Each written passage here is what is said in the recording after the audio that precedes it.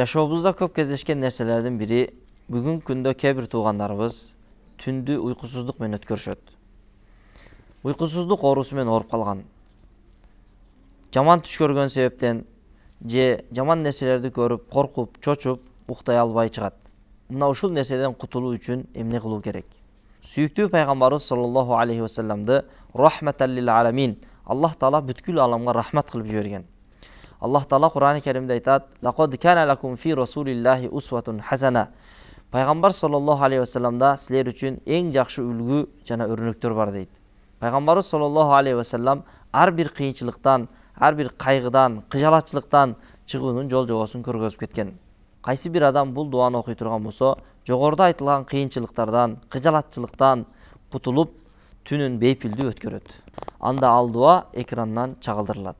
أعوذ بكلمات الله التامات التي لا يجاوزهن بر ولا فاجر من شر ما خلق وذرأ وبرأ ومن شر ما ينزل من السماء ومن شر ما يعرج فيها ومن شر ما ذرأ في الأرض ومن شر ما يخرج منها ومن شر فتن الليل والنهار